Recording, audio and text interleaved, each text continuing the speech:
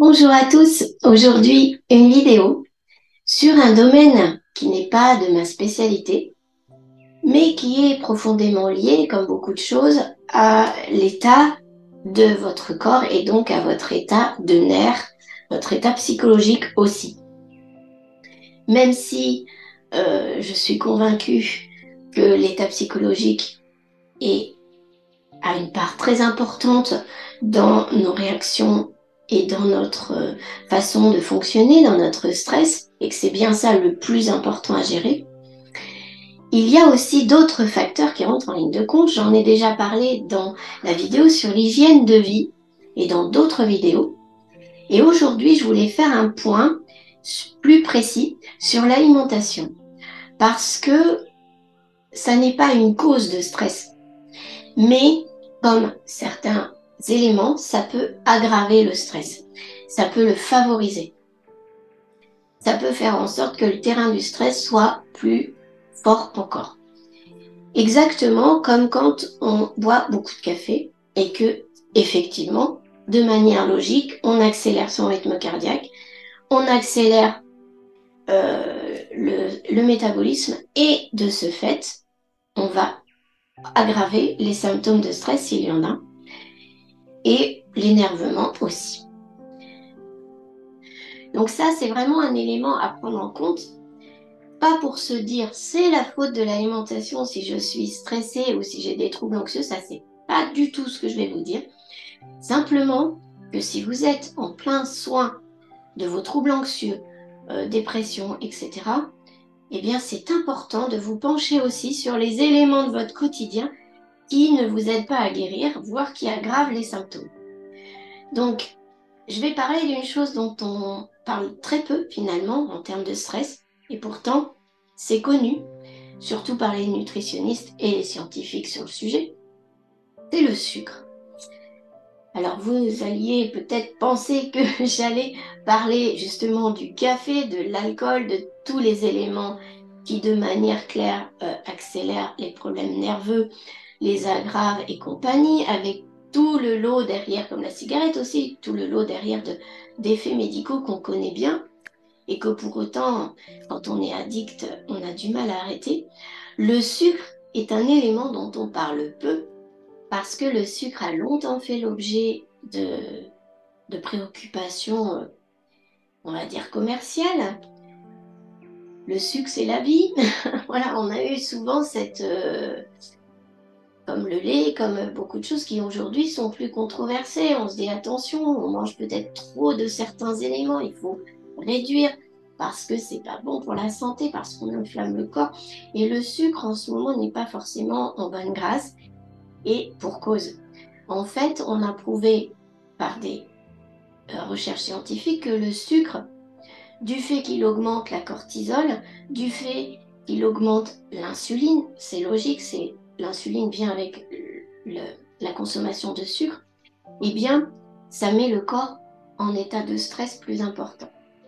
Et en plus, quand vous augmentez votre insuline, eh bien, vous stockez les graisses plus facilement que vous ne les utilisez pour votre énergie. Parce que les pics d'insuline, c'est du sucre qui est arrivé dans votre corps de manière très rapide. Donc, il y a un pic d'insuline et forcément, vous n'allez pas forcément derrière avoir l'activité physique qui va manger tout ce sucre rapidement. Donc, en mangeant du sucre rapide, vous stockez. Parce que vous n'allez pas utiliser l'énergie en face. C'est ce qui fait, par exemple, remarquez-le si vous ne l'avez pas déjà fait, quand on donne beaucoup de bonbons à un enfant, notamment en fin de journée, l'enfant va être beaucoup plus facilement excité parce qu'il y a un pic d'insuline qui est arrivé, un pic d'hormones qui va avec. Comme je viens de vous dire, la cortisol, il y a d'autres jeux d'hormones. Après, ça n'est pas mon métier de parler de ça. Là, je vais vraiment axer sur le fait de ce que ça peut occasionner chez vous en termes de nerfs. Justement, je prends l'exemple des enfants parce que si vous ne l'avez jamais constaté, ça a été mon cas. En fait, euh, les enfants, donc à ce moment-là, tout le pic, par exemple, en ayant mangé plein de bonbons, ben, ils vont pas forcément être en train de faire du sport juste derrière ou de se dépenser fortement. Ils vont peut-être même être devant la télé. Donc l'excitation va venir parce que cette dépense énergétique n'est pas là. Et les enfants, eux, ne stockent pas de graisse encore, ils sont en pleine croissance. Ils peuvent, hein, il y a de plus en plus d'enfants en surpoids, c'est le cas aussi, parce qu'on mange trop de sucre, ça c'est un autre sujet. J'en parle quand même aussi parce que on vient vers moi pour aussi réussir à mettre en route un régime, une alimentation plus équilibrée, et notamment stopper le grignotage. Donc, je peux travailler en séance d'hypnose sur, ça m'est déjà arrivé avec des personnes, de travailler sur le fait de stopper le grignotage. Parce qu'effectivement, tout ce qui est grignotage, c'est souvent du sucre. Et le sucre va augmenter l'énergie qui n'est pas utilisée. Donc vous allez stocker et en plus, c'est pour ça que je fais un petit aparté sur le stockage, si vous cherchez à perdre du poids ou à manger plus sainement, c'est évidemment le truc qu'il faut aller rééquilibrer en premier pour moi, le sucre, hein. Pas le gras. Le gras, en fait, c'est un élément dont on a besoin aussi, comme le sucre, mais le sucre, on en a besoin sous forme lente. Et le gras, on a besoin des bons gras. Mais le gras à petite dose ne va pas être stocké aussi facilement que le sucre à cause de ce que je viens de vous expliquer, parce qu'il y a des pics d'insuline et que vous n'allez pas forcément utiliser cette énergie très rapidement dans votre corps et vous allez au lieu de ça stocker. Par exemple, vous les femmes qui m'écoutez, la cellulite, elle est en grande partie due au sucre qui est stocké parce qu'il n'a pas été utilisé de manière rapide. En gros, ce que je suis en train de vous dire, c'est que si vous prenez un shoot de sucre, ben, c'est pour faire un marathon derrière. En gros, hein, si vous voulez plus d'explications scientifiques et claires sur le sujet, consultez un nutritionniste ou quelqu'un dont c'est le métier. Là, je vous expose ce que moi j'ai appris de par ma formation et surtout des choses que je suis venue ensuite, auxquelles je me suis intéressée, pardon. Ensuite, pour pouvoir justement euh, déjà avoir connaissance de tout ce qui se joue en termes de troubles anxieux et pour ma part personnelle aussi de tout ce que j'ai pu vouloir modifier pour mes enfants, pour moi, dans notre quotidien, pour être en meilleure santé, pour être en meilleure forme, etc. Donc je vous partage ça aujourd'hui parce que pour moi c'est important. Donc là je parlais du stockage des graisses. Maintenant que j'ai fini cet aparté, je vais parler justement, je vous ai dit que ça augmentait la cortisol, etc. Donc, au niveau nerveux, ça excite. Tout pareil, comme pour les enfants avec la dose de bonbons. Donc, si vous souhaitez, pour des raisons d'anxiété, mais aussi parce que vous avez des troubles anxieux, si vous souhaitez rééquilibrer votre alimentation, commencez par le sucre. Alors, comment faire? Le sucre, ce qui va se passer, donc, comme je vous ai dit, vous allez avoir un pic d'insuline quand vous prenez du sucre, mais du sucre rapide, c'est-à-dire du sucre raffiné, du sucre blanc. Alors vous allez me dire parfois, mais je prends aucun morceau de sucre, même dans mon café, je mets pas de sucre. Oui, mais après, qu'est-ce que vous mangez? Si vous mangez des gâteaux, si vous mangez des plats transformés, il y a du sucre dedans. Alors, si vous ne savez pas le rechercher, regardez sur les étiquettes. Sirop de glucose, les amidons aussi, c'est une forme de sucre un peu plus lent, mais vous allez avoir les dextrose, maltodextrine, tout ce qui est en ose et en in parfois, saccharose, sucralose. Alors par exemple, je vais vous donner un exemple qui m'a un peu agacé récemment. Les fameuses water drops, les petites pastilles qu'on met dans l'eau pour avoir une eau aromatisée sans sucre.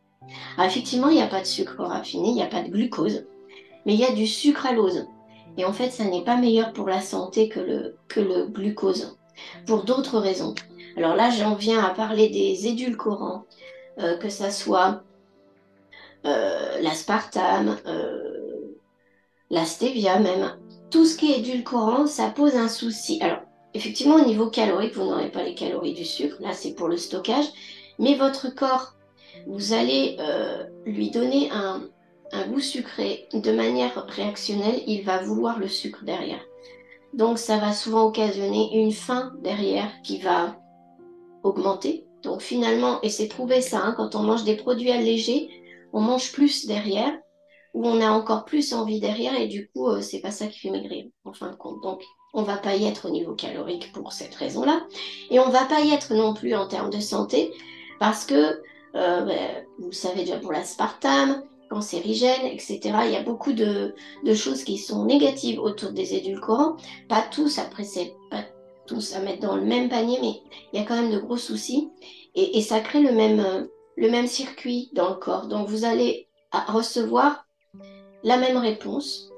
Et souvent, au niveau du stress, eh bien, ça occasionne la même chose. Ce goût sucré qui vient de manière artificielle n'est pas forcément bon. On peut encore manger du sucre. Le but, c'est d'en manger le moins possible et de manière, par contre, on a besoin beaucoup des glucides, hein. Quand je dis le moins possible, c'est pour tout ce qui peut être rapide. Les sucres lents sont la part la plus importante de notre assiette normalement, Euh, ainsi que les vitamines, les minéraux. C'est pour ça qu'on parle des fruits et des légumes. Donc fruits et légumes sont les fruits qui sont sucrés et le sucre des fruits mangé entier, c'est ce sucre-là que vous pouvez largement vous autoriser. Donc là, il n'y a pas de sucre rapide à proprement dit parce que les fruits, pour la plupart, sont constitués de beaucoup de fibres, donc ça ralentit l'absorption du sucre. De manière générale, le premier conseil, lorsque vous souhaitez manger quelque chose de sucré, mélangez-le ou dans le même repas, dans le même temps, mangez beaucoup de fibres. Ça va dans le même bol alimentaire ralentir l'absorption du sucre. C'est pour ça que les bonbons en dehors des repas, c'est le pire. Tout ce qui est sucre en dehors des repas, quand vous mangez que ça. Et alors, l'exemple le plus marquant, ce sont les boissons sucrées. Notamment là, à la saison où nous sommes pour cette vidéo en plein été, on a soit on va prendre une boisson sucrée. Alors déjà, on va être moins déshydraté qu'avec de l'eau ou quelque chose de non sucré. Et on va prendre ça en pleine journée comme ça. Et hop, le shoot de sucre. Donc on va avoir encore plus faim derrière, encore plus soif. Et en plus, là, on va stocker. Donc c'est pour ça que le plus dangereux, c'est les boissons sucrées, en fait. Ensuite, les bonbons et toutes les sucreries. Donc, la première chose, c'est vraiment de manger des sucres lents. Alors, quand on parle de sucre lent, les féculents, les céréales complètes, etc. Attention à ça aussi. En France, on est habitué à la baguette de pain. Faites une expérience si vous aimez beaucoup la baguette. Prenez la mie de la baguette, mettez-la dans votre bouche et laissez-la un certain temps. Vous allez voir le sucre que vous allez avoir dans la bouche. Le pain blanc, avec une mie très blanche, est vraiment presque comme du sucre rapide. Tout comme la farine blanche. Il va falloir mélanger à d'autres choses pour que ça soit moins rapide. Le but, c'est de ralentir cette absorption du sucre et d'en faire quelque chose de lent pour ne pas stocker d'une part, parce que si ça n'est pas consommé, c'est stocké, et pour justement que ça soit consommé par le corps petit à petit et que ça puisse être utile à l'énergie dont notre corps a besoin au quotidien pour faire fonctionner les organes et pour faire nos tâches. Si évidemment en plus vous avez une vie très sédentaire sans faire de sport ni rien, vous allez stocker encore plus vite et vous allez stresser votre corps avec des taux de sucre élevés. Si par contre vous avez beaucoup d'activités et vous faites du sport, ça va être moins gênant le sucre. Mais tout de même, il vaut mieux le prendre sous forme lente. Les sportifs le savent bien. Les sportifs, plutôt que de prendre un shoot de sucre, parce que en plus, le deuxième effet derrière, c'est quand vous avez votre pic d'insuline et ce shoot de sucre. J'aime bien dire shoot parce qu'on parle de plus en plus d'addiction aussi, hein, de tout le monde vis-à-vis du sucre. Eh bien, juste derrière, juste après, il y a une descente. Vous allez vous sentir beaucoup plus d'énergie d'un coup, beaucoup moins faim d'un coup, mais hop, ça va revenir. La faim et ça va vous fatiguer derrière. En fait, ça fait ça, hein, au lieu de faire une énergie beaucoup plus linéaire. Donc, pour ça, c'est vraiment les fruits et légumes, les fibres, les sucres lents avec tout ce qui est céréales complètes. Parce que les céréales complètes, vous n'aurez pas ce goût de sucre dans la bouche en laissant l'ami dans la bouche, beaucoup moins, et ça va être dégradé beaucoup plus lentement. Alors attention à ça, faites attention aux étiquettes. Il y a énormément, j'ai été effarée il y a quelques temps d'être sur le point d'acheter des escalopes de poulet. Et je me suis tournée vers les produits Label Rouge et compagnie, mais au départ, j'ai regardé les escalopes de marque magasin. Ça n'était pas la marque la plus basse en termes de prix du magasin, mais tout de même. Et escalope de poulet, vous voyez juste des escalopes de poulet dans l'emballage, hein, et vous regardez les ingrédients, il n'y a pas que l'escalope de poulet, il y avait du sirop de glucose. Donc c'est à dose infime, parce qu'évidemment l'escalope de poulet n'a pas un goût sucré. Mais pour conserver et tout ça, les industriels nous mettent beaucoup de sucre partout. Du glucose et autres, et des dextroses. Tout ce qui est en hausse, c'est du sucre. Donc faites attention à cela. Choisissez plutôt des produits où il n'y en a pas, parce qu'en fait on se dit, ah, c'est pas grave, mais petit à petit, il est prouvé aujourd'hui qu'on mange 3 fois, 4 fois plus la dose de sucre qu'on devrait dans une journée. Donc il n'est pas étonnant que le diabète monte en flèche et il n'est pas étonnant aussi qu'on ait des soucis de santé derrière. Parce que le sucre, en plus, nourrit les mauvaises cellules dans le corps. Pour le cancer, c'est bien connu, mais c'est aussi le cas des mycoses, par exemple. C'est le cas de beaucoup de soucis où le sucre est la nourriture de ces cellules-là. Donc c'est vraiment quelque chose d'important. Et là, je passe au-dessus des troubles anxieux, mais quand on a des troubles anxieux, quand on souhaite sortir de ça, la base, c'est aussi de regarder tout ce qui se passe dans l'hygiène de vie et notamment cette fameuse alimentation. Donc, si vous voulez enlever le sucre rapide, regardez les étiquettes. Alors, si vous souhaitez aussi avoir plus d'informations sur comment manger, il y a le travail d'Anthony Fardet, je crois que je ne me trompe pas de nom, que j'aime beaucoup, qui a créé avec une autre institution l'application SIGA, mais elle est difficilement trouvable maintenant avec les nouveaux systèmes Android. Mais à la base, il y avait l'application SIGA, mais on peut trouver sur Internet avec Open Food Factor le même genre de classification. Et en fait, ça regarde tous les produits, s'ils sont transformés ou non. Dès qu'il y a des indicateurs de transformation, c'est aussi prouvé qu'on les digère beaucoup moins bien, voire très mal, et voire pas du tout certains éléments. Donc en plus, ça pose des problèmes de digestion. Et ça aussi, ça gangrène grandement la manière dont on digère le sucre et le gras, etc. Donc évitez les aliments transformés. Et ce docteur préconise de manger, il dit les 3 V, donc si vous voulez retenir ça, parce que c'est la base, les 3 V, de manger varié, de manger végétal, alors ça ne veut pas dire manger végétarien ou végétalien, ça veut dire simplement qu'on va réduire la dose de protéines. Peu de gens savent qu'en fait, dans notre assiette, il doit y avoir 14% de protéines. Donc un peu plus de 10% dans votre assiette de viande. Pour beaucoup d'assiettes, c'est la moitié de l'assiette, la viande. Donc on est loin du compte. On en mange trop, on nous le dit, on en mange trop, mais on ne sait pas exactement ce qu'il faudrait. Donc c'est 14%. Et à cela, on ajoute tous les produits animaliers, dès lors qu'il y a des protéines animales. Donc on va aussi utiliser les protéines végétales pour remplacer ça. Les protéines végétales, on les trouve dans les légumineuses notamment.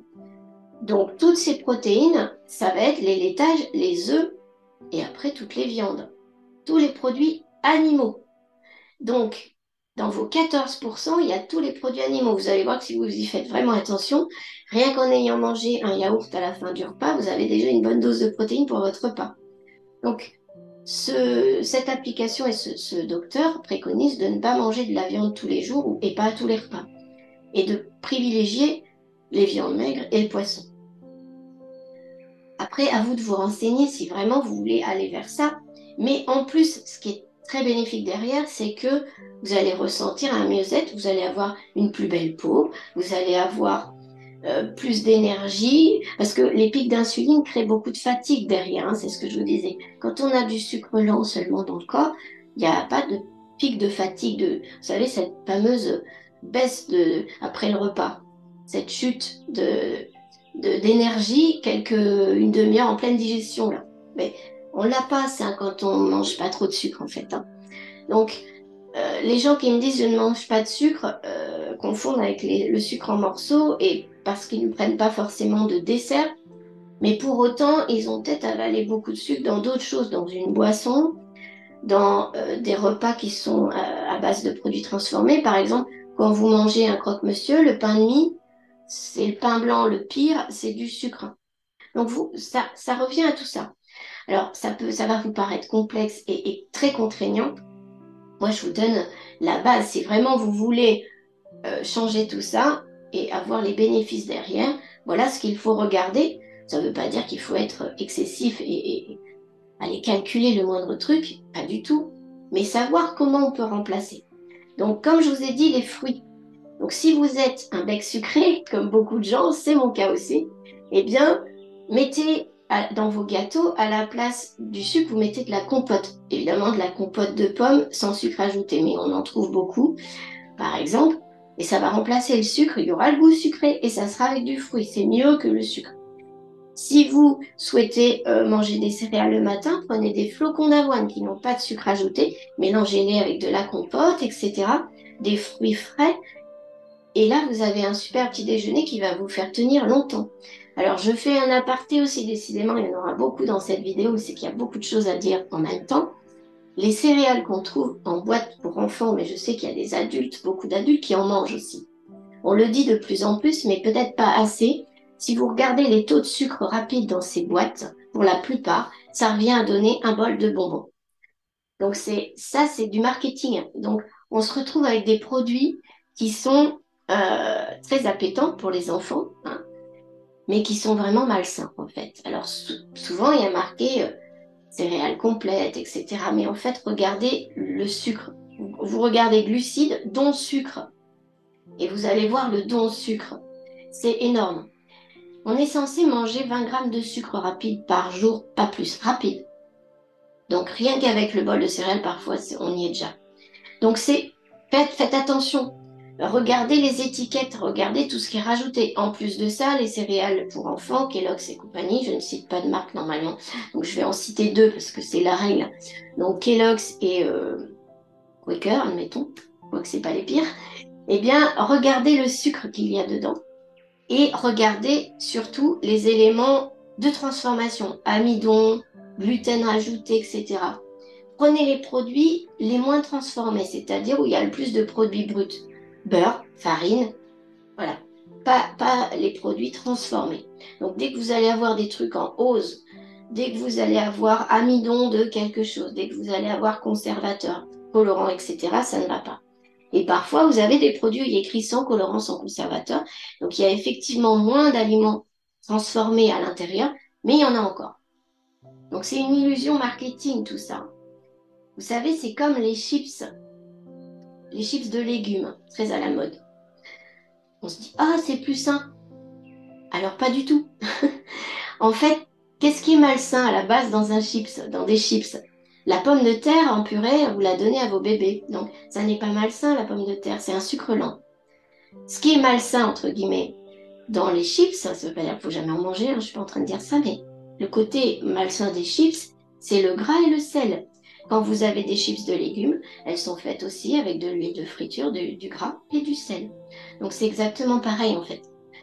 Donc attention à ce qu'on essaie de vous vendre, soyez vigilants, ayez du discernement sur les étiquettes et sur la manière dont vous mangez. Allez vers les produits bruts. Donc je vous disais, c'est ce que je vous disais tout à l'heure, les 3 V, manger vrai, c'est produits bruts, végétal, parce que les 3 quarts de notre assiette, ça doit être des fruits et des légumes, et les glucides avec, la viande, c'est petite partie, et vrai, végétal et varié. Donc je vous ai dit tout à l'heure, varié déjà, ça on comprend très bien, de manger un peu de tout, et pas en excès d'un élément. Regardez aussi vous savez que dans le lait, il y a du sucre, le lactose, c'est en hausse aussi. Regardez aussi la quantité de lait que vous avalez dans la journée. Crème, beurre, yaourt, laitage sous toute forme. Aujourd'hui, dans les supermarchés, le rayon laitage et desserts sucrés est énorme. En fait, tous ces laitages et desserts sont trop sucrés. Donc, si vous souhaitez vraiment être à ce qu'on préconise pour le corps, on est loin du compte. Effectivement, on commence à se priver de beaucoup de choses.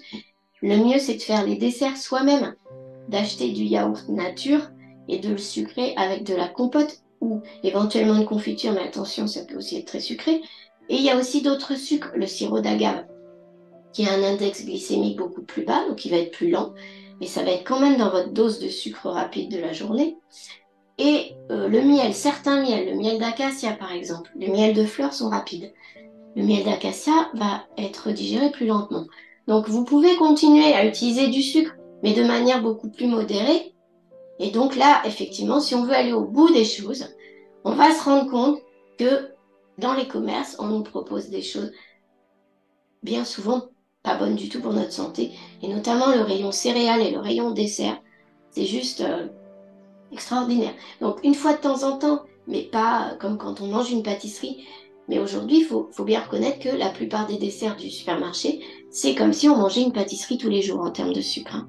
Donc attention, parce que finalement, ben voilà, c'est pour ça qu'on a de plus en plus de surpoids, de plus en plus de soucis. Donc tout ce point-là, je voulais le faire avec vous aujourd'hui, je vous ai dit, parce que ça aggrave les troubles anxieux, parce que ça génère ces fameux pics. Et là, je vais faire un point plus particulier sur les crises d'angoisse. Parce que quand on a des crises d'angoisse, on a tendance, comme on risque de s'évanouir, à aller prendre un morceau de sucre, à aller prendre du sucre pour se requinquer, parce qu'on fait une chute de tension, on fait une hypoglycémie souvent sur le moment, parce que le corps s'est mis à accélérer trop vite. Et donc, qu'est-ce qu'on fait derrière? On a besoin d'un shoot de sucre parce qu'on vient d'avoir comme un marathon, effectivement. On s'est mis en état de stress immense et du coup, le corps est très fatigué. Donc, on veut du sucre. Ben là, justement, la meilleure solution, c'est d'aller manger rapidement des fruits ou des sucres lents, des céréales lentes, sans sucre rapide dedans, des pâtes, des pommes de terre, voilà. D'aller manger quelque chose qui ne va pas vous donner un pic glycémique avec un maximum de fibres, parce que sinon, vous allez prendre ce morceau de sucre ou cette barre de céréales. Les barres de céréales, c'est pareil, c'est archi sucré la plupart du temps. Donc, vous allez prendre ça, donc ça va vous requinquer sur le moment, et après, pouf, la fameuse chute de tension derrière qu'on a après une crise d'angoisse, ça va être pire, parce que vous allez avoir ces fameux états de fatigue après le bon pic d'insuline, vu que vous êtes à vide. Donc, comme vous êtes à vide, là, le sucre, ça va être énorme. Alors, c'est pas dans ces moments-là où vous allez stocker parce que vous êtes à vide, mais vous allez avoir une grande fatigue derrière. Donc, ça aggrave. Vous qui connaissez les crises d'angoisse, vous savez que quand on est fatigué, quand on se sent mal, c'est pire. On a besoin encore plus de se sentir vraiment en forme au quotidien pour ne pas tomber dans une crise. Ça aggrave, ça vous fait peur, vous vous sentez mal, donc vous risquez encore plus d'autres crises derrière. Donc c'est pour ça que c'est important l'alimentation. C'est pour aider son corps à réguler ça et à ne pas aggraver toutes les situations justement où vous vous sentez en crise et où vous risquez de à nouveau faire une hypoglycémie derrière, etc. Donc vraiment, c'est à penser en termes de globalité dans votre hygiène de vie. J'espère que cette vidéo a été claire. C'était peut-être un peu brouillon sur certains points parce que ça n'est pas mon domaine, mais malgré tout, voilà.